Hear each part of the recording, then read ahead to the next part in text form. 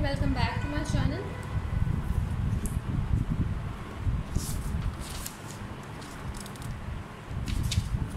Last topic negative symptoms था और आज का टॉपिक है types of schizophrenia.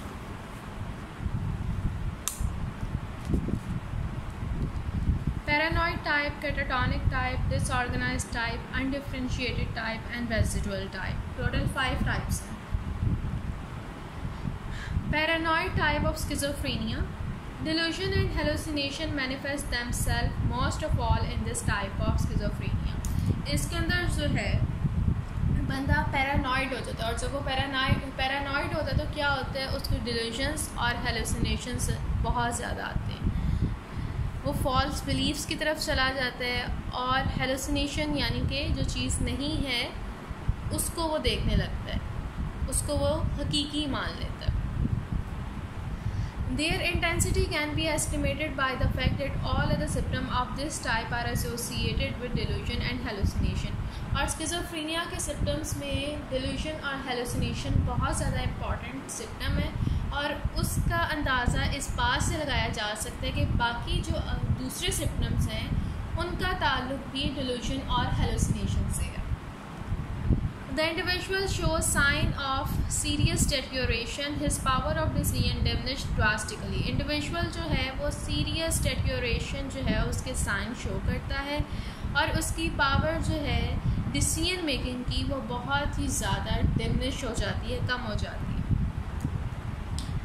The patient suffer from wholly irrational, ridiculous and erratic delusion. Patient जो है उसको डिल्यूशंस आती हैं जो कि बिल्कुल इरेशनल होती हैं, उसमें लॉजिकल कोई बात नहीं होती। The individual faces difficulty in social relationship because of delusion. Individual जो है उसको सोशल रिलेशनशिप्स में बहुत ज़्यादा डिफ़िकल्टी आती है क्योंकि वो डिल्यूजन्स का शिकार होता है। Very chronic patient display side aberration of behaviour because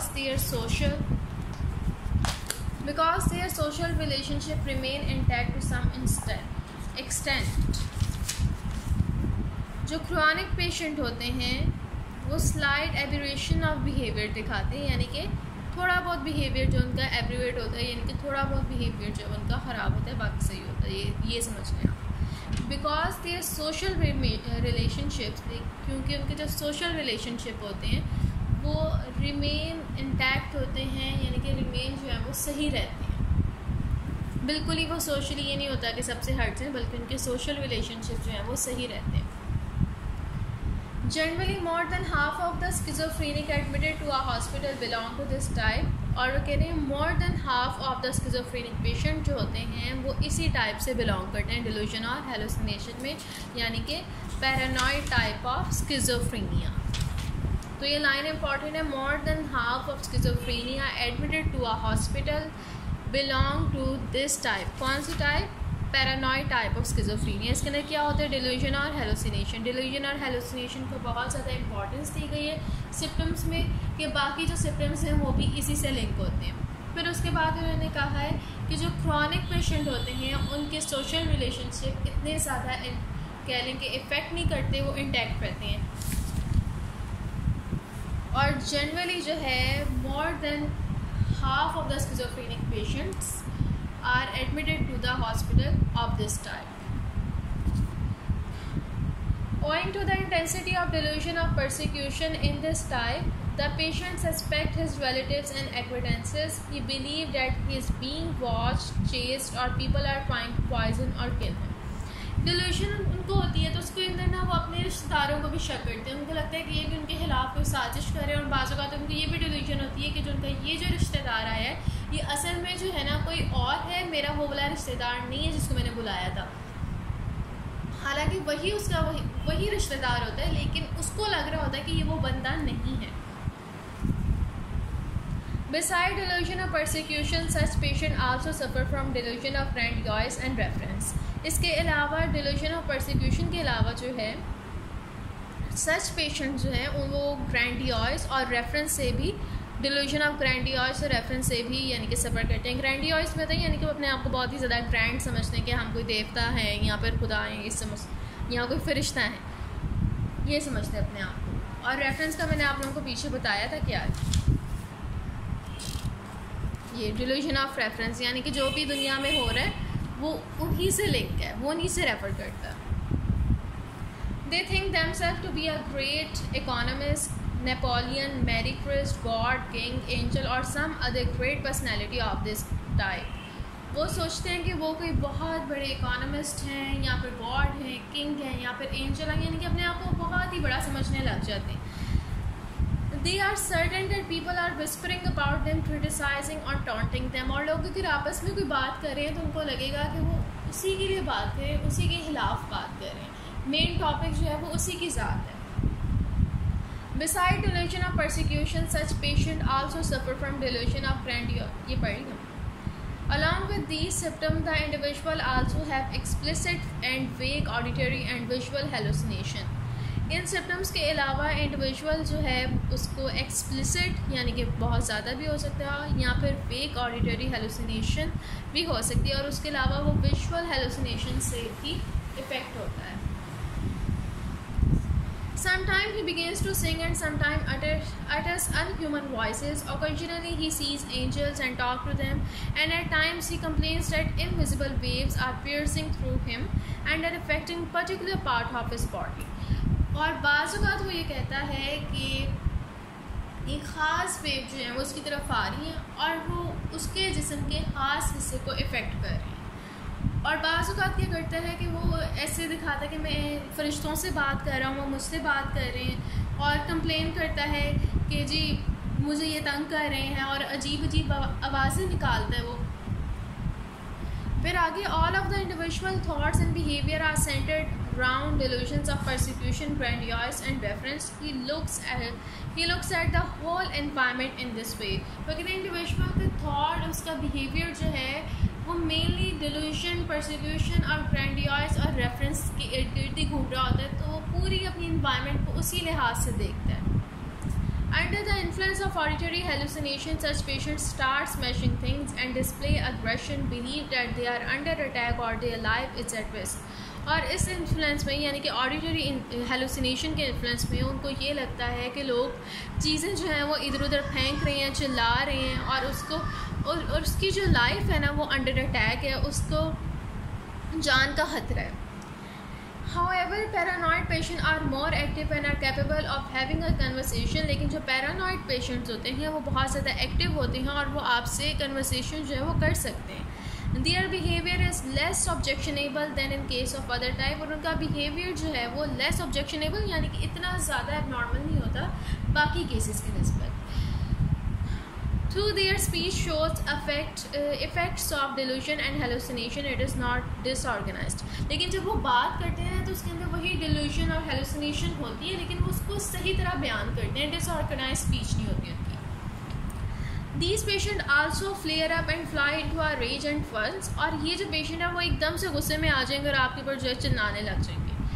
They exhibit instinctual behavior and do dangerous acts. और उसके अलावा वो कहने की बहुत ही ज़्यादा, यानी कि उनको लगा है ना कि आप जो है उनके लिए खतरा है, तो वो आपके खिलाफ कुछ भी कर लेंगे, वो अपने इंस्टिंक्ट पे काम करते हैं बस. However, they display less behavioral aberration. लेकिन उनका जो बिहेवियर होता है वो आप कहने के एबनॉर्मल जो है उस साइड पे नहीं आता.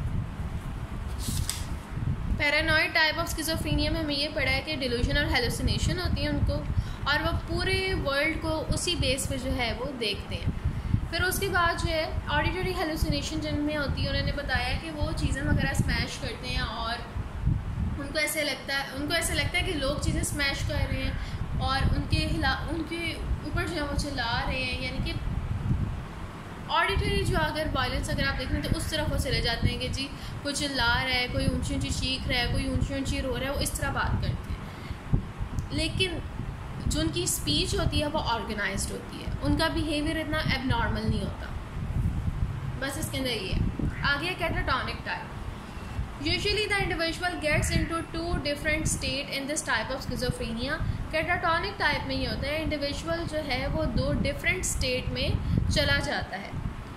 Stuporous and excited patient periodically shows state of excitement and immobility.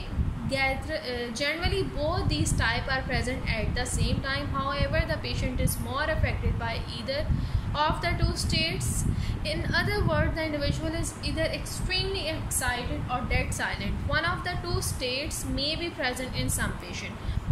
अच्छा, कैटाटॉनिक टाइप में होता है कि उसके अंदर यानी कि दो जो है ना फीलिंग्स, आप कह लें कि एक खुशी है एक गम है, वो दोनों की दोनों उसके अंदर पाई जाएंगी। यानी कि वो हंस रहा है तो हंसते हंसते रोने लग जाएगा, रो रहा है तो हंसते हंसते वो रो रहा है तो वो रोते रोते वो हंसने लग जाएगा। और ये भी हो सकता है कि इन दोनों में से किसी एक का इफ़ेक्ट जो है वो उसके ऊपर ज़्यादा हो, या ये भी आप कह सकते हैं कि बाज़ औक़ात वो बहुत ज़्यादा एक्साइटेड है तो एकदम से वो साइलेंट होकर बैठ जाएगा, जैसे उसको बहुत ही ज़्यादा कोई काम लगा हुआ है। इसके अंदर जो आपका इमोशनल होता है ना, इमोशनल स्टेट जो आपकी है इसके अंदर वो बहुत ज़्यादा इफ़ेक्ट होती है। आपको पता नहीं होता कि आपने कैसे भी इमोशंस को हैंडल करना है, गम में होना है या फिर आपने खुशी में होना है, ये आपको समझ नहीं आता। आगे state of immobility. In this state the individual seats eight one place all silent and still. इस स्टेट में क्या होता है, इंडिविजुअल एक जगह पे बिल्कुल हिले बगैर साइलेंटली बस बैठ जाता है। Sometime he adopts a very funny pose, और बाज़ का तो कोई बहुत ही फ़नी पोज में बैठते हैं। Once in a while he remains in the position the whole day or for many days at a stretch, और वो बिना किसी वक्फे के बाज़ औक़ात एक उसी यानी कि पोस्चर में एक ही जगह पर बस बैठा रहता है। Usually he stiffens his body in this state and resists any effort to move him. उसके अंदर इसके अंदर क्या करता है, वो अपनी बॉडी को स्टिफन कर लेता है, यानी कि बिल्कुल जकड़ लेता है और वो कोशिश करता है कि कोई उसको वहाँ से हिला ना सके। If his arm or leg is moved forcefully so that he may have a comfortable body position, he goes back into the painful position as soon as he is let loose. वो कहते हैं अगर आप उस पर तरस आ जाए, आप उसको फोर्सली जो है किसी आरामदेह पोजीशन में बिठा दें, तो जैसे ही आप अपना काम करके फारिग होंगे कि जी मैंने बिठा दिया इस बंदे को, वो फ़ौरन अपनी उसी पेनफुल पोजीशन में आ जाएगा। He becomes stone silent. He becomes utterly unmindful of bodily needs such as urination and defecation. Such patients have to be fed as well as bathed. They are unresponsive to hunger, thirst, pain, fear, pleasure or any other feeling. इसके अंदर ये होता है कि वो बिल्कुल silent होकर बैठ जाते हैं, ना उनको खाने पीने का कुछ होता है, ना उनको नहाने का कुछ होता है, बिल्कुल ही अनरिस्पॉन्सिव हो जाते हैं और ना ही उनको कोई भूख वगैरह लगती है।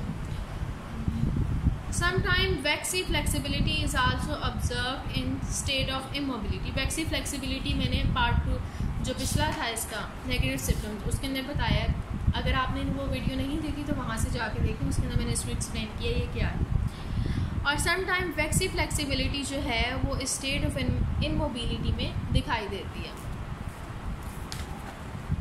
State of excitement. Suddenly all symptoms change. अचानक क्या होता है, तमाम सिम्टम्स जो हैं वो चेंज हो जाते हैं। The individual behaves frantically and frenziedly. Individual जो है वो बहुत ही दोस्ताना उसका रवैया हो जाता है, सबके साथ बहुत फ्रेंडली हो जाता है। वो ही गेट्स एक्सट्रीमली एक्साइटेड, वो बहुत ज़्यादा एक्साइटेड हो जाता है। स्पीक्स रैपिडली, बहुत तेज़ बोलता है। एंड शाउट हिस्टेरिकली, और ऊंची ऊंची चीखता है। During this fit he may attempt suicide, और इस फिट के दौरान वो सुसाइड भी अटैम्प्ट कर सकता है। एंड में अच्छा फ्रेंजीली यानी कि मैडली, एसेंट्रिकली इसमें आएगा। During this fit he may attempt suicide and may prove dangerous for others. इसके अंदर क्या होता है कि वो सुसाइड भी अटैम्प्ट कर सकता है और दूसरों के लिए भी डेंजरस हो सकता है। This state may continue for hours, और ये जो स्टेट है वो घंटों तक, दिनों तक और बाज़ औक़ात हफ्तों तक भी जा सकती है। The patient is at once administered a tranquilliser in the state, otherwise he becomes a nuisance for others. यानी कि उसको फिर आप कह रहे कि बेहोश वगैरह करके बिठा दिया जाता है ताकि वो किसी को नुकसान न पहुँचा सके। During the intensity of the disease patient showed 2 speech disorder, echolalia and acropraxia. In case of echolalia, patient repeat only a few words. Echolalia की जब केस होता है, echolalia का पेशेंट जो है वो महज चंद अल्फाज जो है उसको रिपीट करते हैं। They continue repeating 2 or more 2 or more than 3 sentences or meaningless word as if by rote। वो क्या करते हैं कि वो कोई 2-3 लाइन या फिर 2-3 अल्फाज को पकड़ लेते हैं और उसको रिपीट करते जाते हैं। इन एकोप्रैक्सिया द पेशेंट सिंपली इमिटेट, एको से ले लें, एकोप्रैक्सिया उसमें ये होता है कि जो लोग बोल रहे हैं ना उसी को वो इमिटेट करते हैं। They repeat the question put to them every time, और जो आप उनसे पूछेंगे वो उसी को दोबारा आपके सामने बोलने की।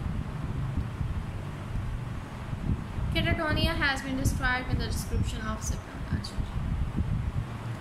आगे है डिसऑर्गेनाइज्ड टाइप।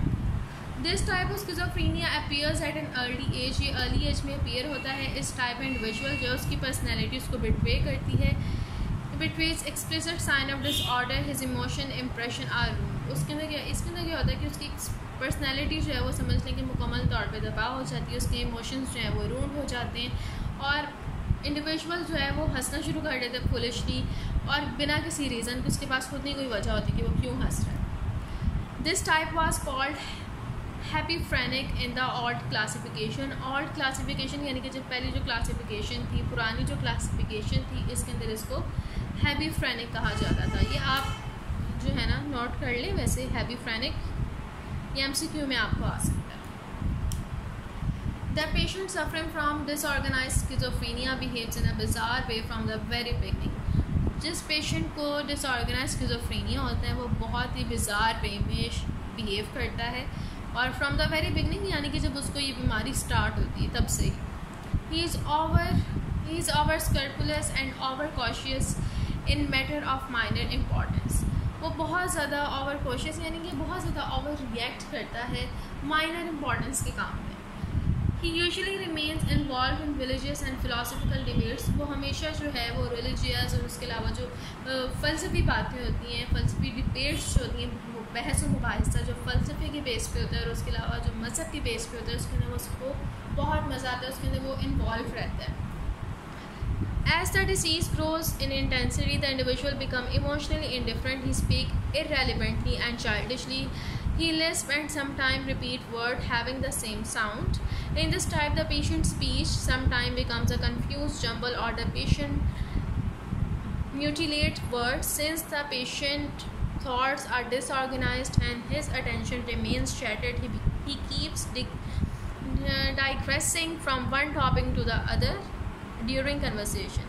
अब जब इस डिसीज़ की इंटेंसिटी ज़्यादा हो जाती है तो इंडिविजुअल के जो इमोशंस होते हैं वो कह लेंगे ज़्यादा जो है वो ख़राब होने लग जाते हैं, ज़्यादा उस पर इफ़ेक्ट आने लग जाता है।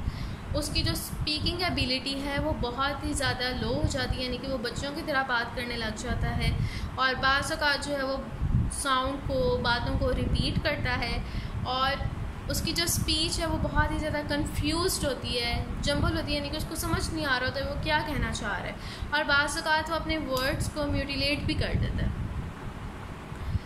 Since the patient thoughts are disorganised, और चूँकि उसकी थाट्स जो हैं वो डिसऑर्गेनाइज्ड होती हैं, यानी कि जो वो सोच रहा है वो है ही डिसऑर्गेनाइज्ड, तो उसकी अटेंशन जो है वो बिल्कुल ही शैटर हो जाती है, यानी कि बिल्कुल ही तबाह हो जाती है और वो एक टॉपिक से दूसरे टॉपिक पर यानी कि बिना किसी लिंक के चला जाता है। जिस तरह वो मैंने चैलेंज की एग्जांपल दी थी पिछली वीडियो में, sorry. The individual keeps on giving hollow laugh without any reason or opportune moment। Individual जो है वो hollow laugh यानी कि बिना किसी मीनिंग के वो हंसना शुरू कर देता है और opportune movement यानी कि कोई ऐसी मूवमेंट है जहाँ पे नहीं हंसना वहाँ पे हंसने लग जाएगा। If he is asked why he is laughing, he is unable to furnish any reason, and even if he does give an explanation, it is utterly unsatisfactory। और बाज़ औक़ात अगर उससे पूछा जाए कि क्यों हंस रहे हो तो उसके पास उसकी कोई रीज़न होती ही नहीं है और अगर होती है तो वो बहुत ही अनसेटिस्फैक्ट्री यानी कि बच्चों वाली रीज़न होती है।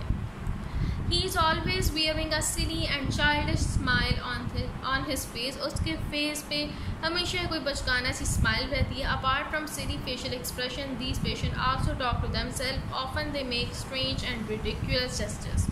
और ये जो पेशेंट्स होते हैं ये अक्सर औक़ात अपने आप से ही बातें करते हैं और बहुत ही स्ट्रेंज और रिडिकुलस यानी कि बातें करते हैं। जेस्चर्स वगैरह जो हैं वो बहुत ही उनके रिडिकुलस होते हैं।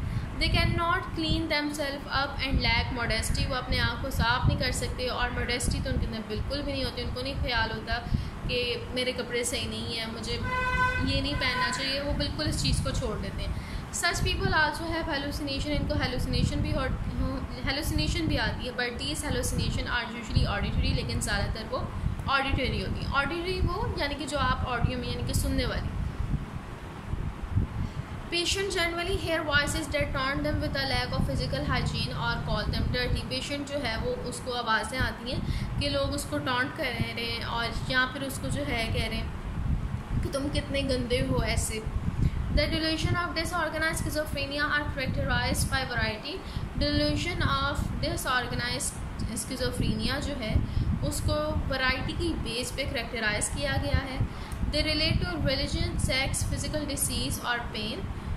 वो religion, sex, physical disease और pain से relate करते हैं। These delusion keep changing continuously और उनकी ये जो delusion है वो change भी होती जाती हैं। Such patients generally live in the world of imagination and sometimes become aggressive under the influence of these delusion and hallucination.